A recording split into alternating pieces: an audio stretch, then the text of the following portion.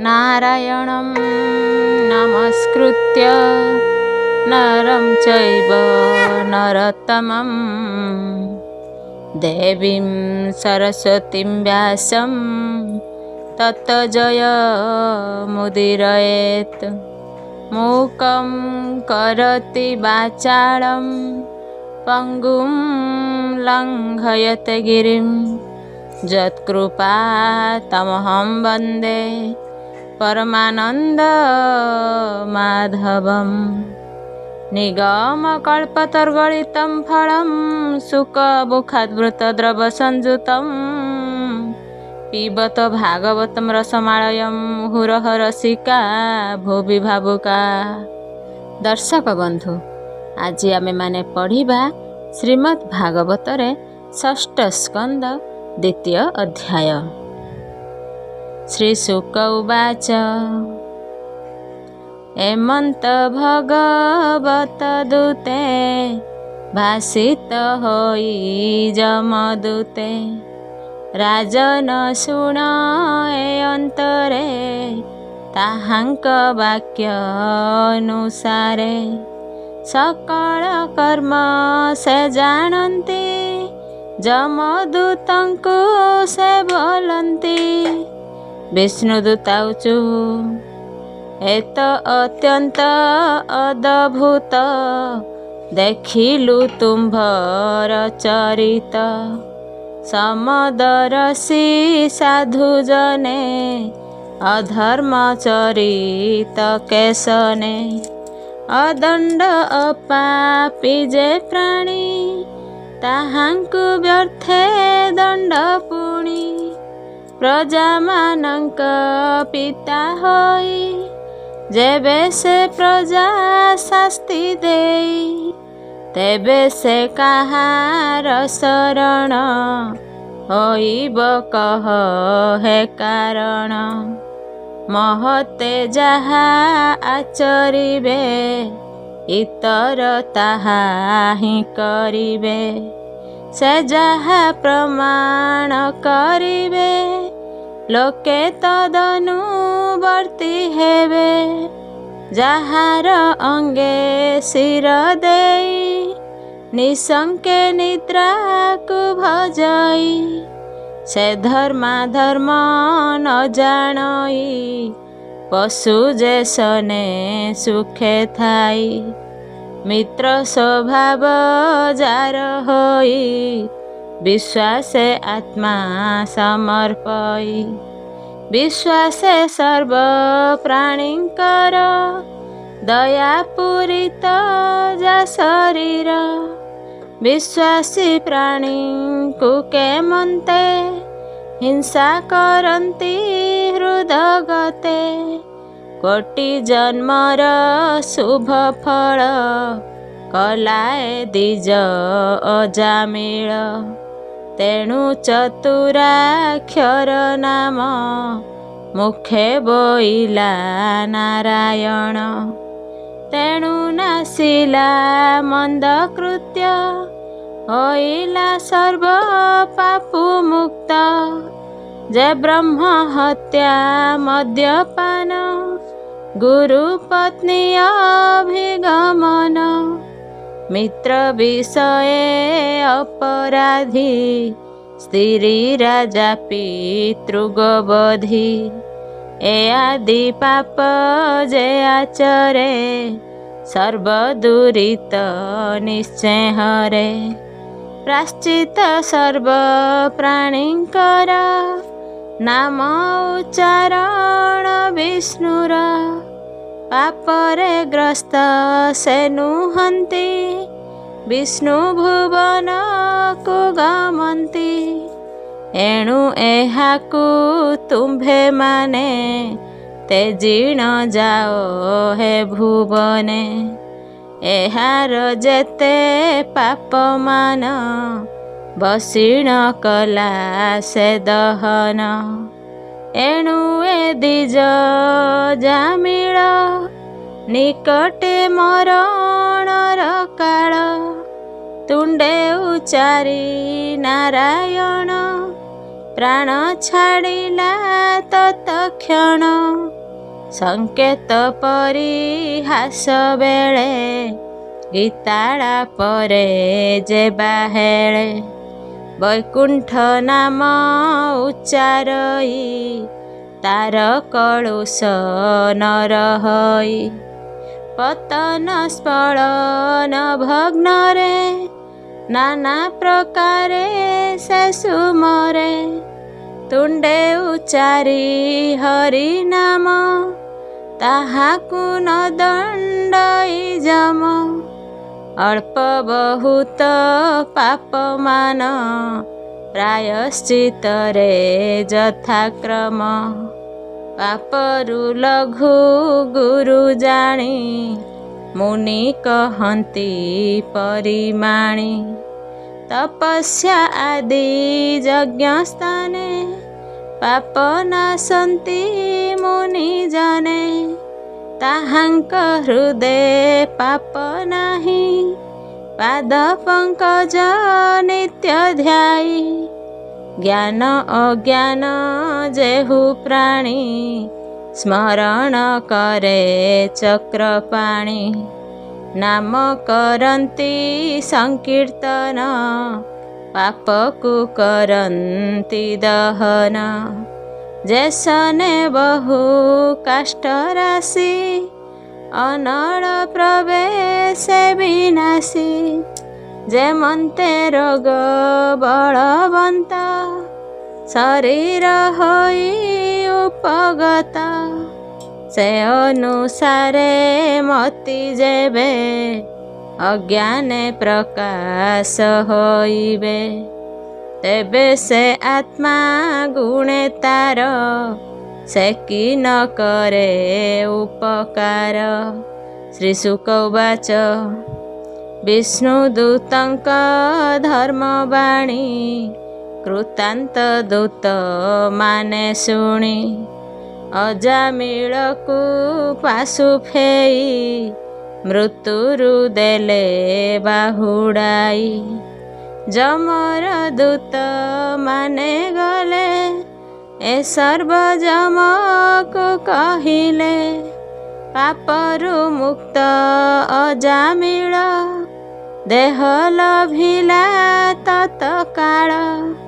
ବିନାଶ ସର୍ବ ଭୟ ତାର ଶିରରେ ଦେଇ ନିକର।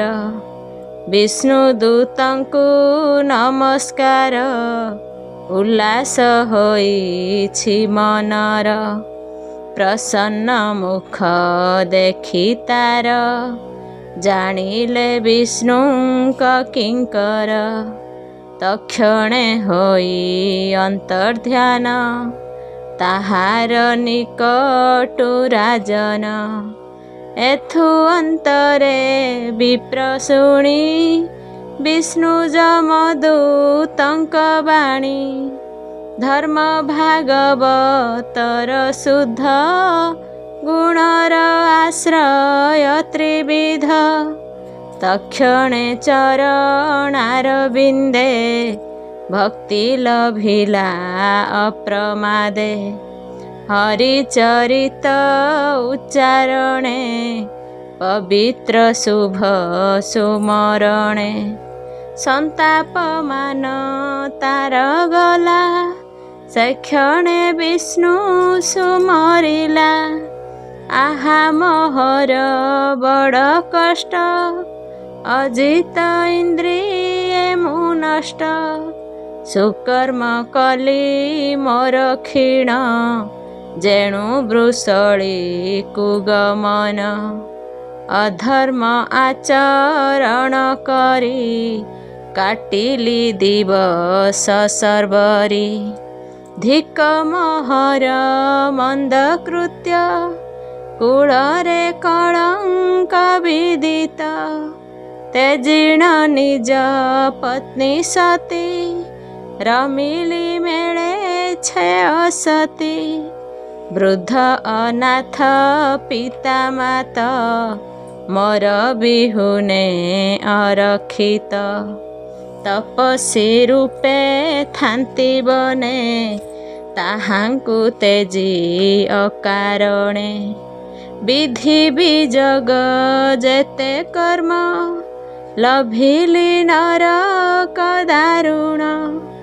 ଧର୍ମ ହିଂସ୍ରକ ପ୍ରାଣୀ ଯେହି ଯମ ଯାତନା ଲଭେ ସେହି। କିଏ ସପନେ ଅଦଭୁତେ ଯେସନେ ଦେଖିଲି ସାକ୍ଷାତେ। ପାଶ ଦଉଡ଼ି ହସ୍ତେ କରି ସେ ମତେ ନେଉଥିଲେ ଧରି। ତେଣୁ ଆଶ୍ଚର୍ଯ୍ୟ ବଡ଼ପଣେ କ୍ଷଣକେ ଚାଲିଗଲେ କେଣେ। ଏ ଅନ୍ତେ ସିଦ୍ଧ ଚାରିଜଣ ତାଙ୍କର ରୂପ ମନୋରମ। ପାଶେ ବନ୍ଧନ ମତେ କରି ନିୟନ୍ତେ ଅଧ ଭୂମି ଧରି। ଛଡ଼ାଇ ଦେଲେ ଏହି କ୍ଷଣି କ୍ଷଣକେ ଗଲେ କାହିଁ ପୁଣି। ଏ ଅନନ୍ତରେ ସାଧୁଜନ ଏ ମୋହରେ ଦେଲେ ଦର୍ଶନ।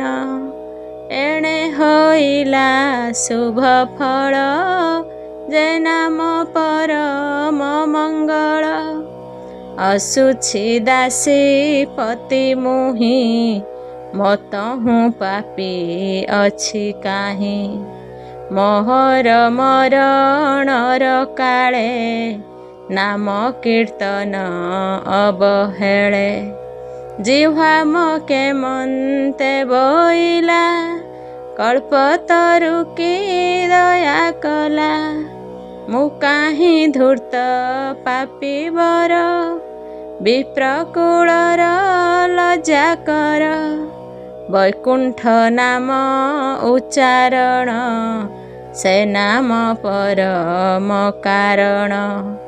କେମନ୍ତେ କରି ବଇ ମୁହିଁ ଇନ୍ଦ୍ରିୟ କ୍ଷେତ୍ରେ ମୁଁ ଅଛଇ।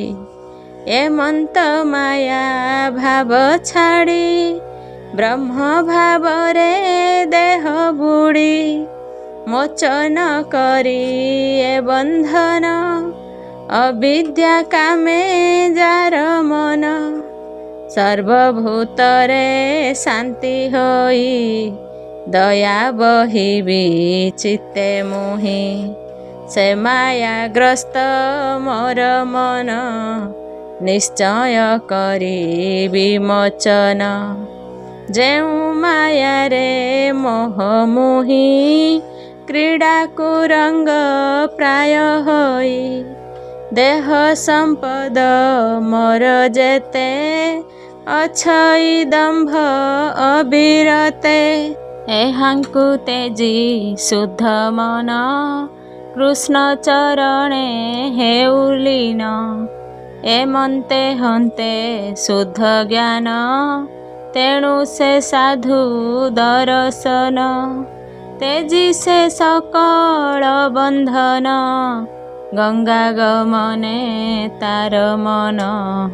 ଶ୍ରୀ ଶୁକ ଉବାଚ ଦେବ ସଦନେ ବିପ୍ର ଯାଇ ନିଶ୍ଚଳ ମନେ ଯୋଗ ଧ୍ୟାଇ।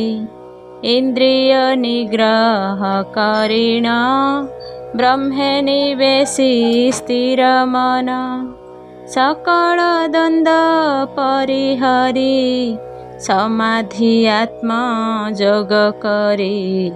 ପରମ ବ୍ରହ୍ମେ ମନ ଦେଲା ମନକୁ ତହିଁ ନିବେଶିଲା। ବ୍ରହ୍ମ ଭଜନେ ମନ ସ୍ଥିର ଦେଖିଲା ବିଷ୍ଣୁଙ୍କ ପୟର। ପୂର୍ବେ ଯେ ରୂପ ଦେଖିଥିଲା ପୁଣି ଦେଖନ୍ତେ ପ୍ରଣମିଲା। ଗଙ୍ଗାକୁ ଦେଖି ଦ୍ୱିଜବର ଛାଡ଼ିଲା ନିଜ କଳେବର। ତକ୍ଷଣେ ବିଷ୍ଣୁ ଦୂତ ପ୍ରାୟ ହୋଇଲା ତାର ନିଜ କାୟ। ବିଷୟ କ୍ଲେଶ ତା ଖଣ୍ଡନ ବେଷ୍ଟିତ ହୋଇ ବିଷ୍ଣୁ ଗଣ। ହେମ ବିମାନ ଆରୋହିଲା तक्षणे वैकुंठकु गला। दासीर पति गति कर्म निष्फल तार निज धर्म। व्रत विहीन जेउ नर नरके पड़े ता शरीर। ईश्वर नाम ग्रहणरु तत्काले मुक्ति नर करु। मोक्ष वांछित नरंकर तीर्थ सेवन श्रेष्ठ वर। कर्म बंधन रे छेदन एहार सम नाही आन। जे जन रज तमे थाई कर्मे मलिन नित्य होई। से प्राणी नारायण नाम अशेष पापर खंडन। शुणई श्रद्धा युक्त होई बदने कीर्तन करई। से प्राणी नरके न जाई जम जातना ताकु नाही। एणे निर्मल प्राणी होई निश्चिंते विष्णु लोके जाई। मरण काले अजामिल पुत्र भावरे आदि मूल। नामकु आकुले उचारी भव सागरु हेला पारी। सर्व दुष्कृत तार गला परम पद से लभिला। श्रद्धारे हरि स्मरे जेबा ताहार कथा कि कहिबा। श्रीकृष्ण नामर महिमा सुख कहिले तार सीमा। बोइले दास जगन्नाथ षष्ठ स्कंदरे भागवत। इति श्रीमद्भागवत महापुराणे पारमहंस्यां संहितायां 82 षष्ठ स्कंदे अजामिल ब्राह्मण उपाख्याने श्रीकृष्ण महिमा वर्णने नाम द्वितीय अध्याय। तृतीय अध्याय। राजा उवाच आपणा दूत वाक्य शुणी कि बोइले दंड पाणी। जमराजार आज्ञा हत तेणु होइला विपरीत। विष्णुदूतरे जमदूत जेणु होइले पराजित। जाहार बस सर्वजने जे पवित्र मोर मने। जमर दंड भग्न कथा पूर्वरु शुणिला नहीं ता। एत संसारे अद्भुत भमुनि कहिबा तदंत। तुम्भर तहु अन्य केहि संशय छेदी मोर नाही। श्रीशुक उवाच विष्णुदूतरे जमदूत जेणु होइले पराजित। जमर छामुरे चलिले सकल बारता कहिले। जमदूत उचु संसारे जन्मी छंती जेते हांको शास्ति अबा केते। त्रिविध कर्म जे करंती संसारे फल से लभंती। तेबे अखिल लोकंकर दंड करंती जे अपार। ताहार मृत्यु जान नाही अमोक्ष अछि अबा काहि। कर्मर बस हुए जंतु शास्ति लभंती कर्म हेतु। जेणु ए शास्ति एक जान तेणु ए दृष्ट शास्ति मान। एहि अशेष जंतुंकर तुम्भ जे शास्ति दंड धर। ईश्वर मानंक ईश्वर शुभ अशुभर ठाकुर। तुम्भर ताप एबे नाही पापिष्ठ लोक हि तरई।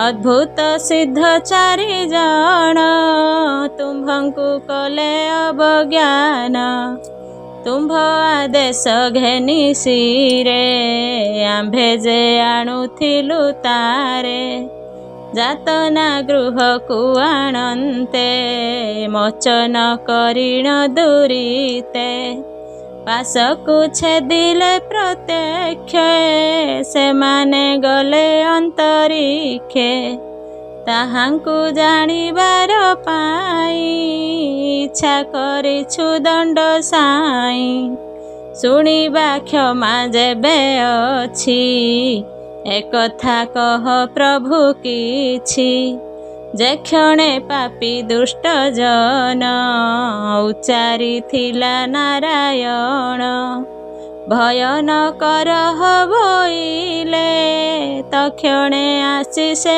मिलिले। श्री शुक उवाच दूतंक वाक्य शुणि जम आनंदे हरष बदन श्रीकृष्ण अभय चरण तक्षणे करि सुमरण अत्यंत प्रीति होई मने बोलंती शुण भृत्य जने। जम उवाच मत हूँ अच्छी श्रेष्ठ शुण जगत जाहार भियाण कार्पासु जेन्हे वस्त्र होई विश्वते मंत तार तहि जाहार अंशरु जगत जन्म पालन पुनर्हत जाहार नाम तत्व गुण बंधन करे प्राणी मन केणिकी जाई न पारई रजुरे जेन्हे गोरु थाई नियम डोरे ताहांकर बंधा होइछि चराचर नाना कर्मरे बंधा होई जगत ताहाकु सेवई मुहि महेंद्र नैऋत वरुण आदि जे दिगंत सम अनल महेश्वर पवन ब्रह्मा दिवाकर ए आदि विश्ववस्तु जेते रुद्रगणकर सहिते सिद्ध किन्नर अधिकारी जेते संसारे अधिकारी संसारे कर्ता अछि जेते भृगु आदि देव सहिते ए आदि जेते कहिलु ताहार माया न जानिलु केबा जानिब ता महिमा प्रभुर नाम गुण सीमा चक्षु हृदय वाक्य मने याकु चिंतन्ति साधु जने सर्व शरीर आत्मा रूप इंद्रियंकर जे अमाप जे प्रभु आत्मा तंत्रे थाई संसारे चेष्टा जे करई हे दूते शुण मौतर जाहार रूप गुण सार संसारे निर्भय विहरे हेळे अशेष प्राणी तारे देव पूजिते जेहु जुक्त अति अद्भुत विष्णु दूत भक्तिवंत प्राणी मानंकु शत्रुर शंका नाही तांकु आंभंकु सदा से रखन्ति सर्वत्र जे विहरुथान्ति विष्णु अतिथि जेउ धर्म अज्ञान देव ऋषि गण सिद्ध सुर यक्ष गणे मनुष्य विद्याधर माने ए सर्व जानिबे के मंत ताहार माया अप्रमित स्वयंभु नारद कुमार शिव कपिल मनुबर प्रहल्लाद जनक भीष्म बलि शुक मुनि द्वादश हे दूते शुण मोर बाणी विष्णु भक्त एते प्राणी गुपत विशुद्ध दुर्बोध ये धर्म जानी मृत्यु छेद कृष्ण चरणे जार मन संसारे श्रेष्ठ से ही जन नाम उच्चारती जे बारे भक्त बोली कही तारे भागवत जे विष्णु बाणी परम धर्मे परिमाणी हे दूते ईश्वरंक नाम महात्म्य देख उच्चारीण अजामिल जे नासे नामरु मुक्त हेला मृत्यु पाशरु विष्णुर नाम संकीर्तन प्राणीर पाप विमोचन तक्षणे निकटे मरण पुत्रर नाम नारायण उच्चार कला अजामिल मुक्ति लभिला तत्काल नाम महिमा न जानती विष्णु मायारे मोहि हंती यज्ञादि करी जड़मती नाना कर्मरे प्रवर्तन्ति एमंत जे जानी पंडिते कृष्ण स्मरन्ति अविरते ताहांकु मोर दंड नाही पातक जेते तांकु थाई सकल पाप हुए भंग जेते जे ईश्वर प्रसंग समदरसी साधु जन जैसने विष्णु नारायण देवता सिद्धि ताहांकर जस करंती से विस्तार परम ईश्वर पादरे रक्षित होई से हुनरे ताहार दंडरे मोहर केबे है नाही अधिकार मुकुंद चरणार बिंद नित्य श्रवई मकरंद तहु विमुखे जेते जन ताहांकु कराई बंधन ताहांकु आणी मोग्रते जातना दिय अविरते निर्लभ जे परमहंस ता संगे न कर वृंघास गृह बंधने मन देई नित्य असाधुपणे थाई जिह्वाकु न आसई नाम न चिंते अभय चरण कृष्णर पादे शिर देई केबे हे स्तुति न करई विष्णुर कर्मरे वर्धित निरते कुसंग प्रापत एमंत भावे जेते प्राणी जातना दिय तांकु आणी मोर दूतर अपराध क्षमा करंतु पद्मनाभ भक्त पुरुष पुराण क्षमा करिबे नारायण पंडिते जार पद्म पादे सेवंती नित्य प्रमादे ताहांकु मोर नमस्कार दोषकु क्षमा कर मोर श्री शुक उवाच एणु से विष्णु संकीर्तन जगते मंगल कारण महत लोक मानंकर एकांत भक्ति नृपवर ईश्वर उदंत चरित शुणी गावंती अविरत श्रीकृष्ण पाद पंकजरे जे जन मन स्थिर करे से प्राणी माया बंध मोहे न पड़े जात ना समूहे जे जन लभ मोहे पड़ी रजत मरे थांती जड़ी ताहार पुनः पुनः होई रजतामस उपजई एमंत जम वाक्य शुणी विस्मय मने परिमाणी जम किंकर भय चित्त बोलंती एकी विपरीत अच्युत आश्रे जेते जन ताहांकु भय करे जम से दिन ठारू हे राजन देखिले भये हंती छन मलयगिरी तटे बसी हरिचरित परशंसी कहिले तुम्भ जन्म ऋषि श्रीकृष्ण महिमा प्रकाशी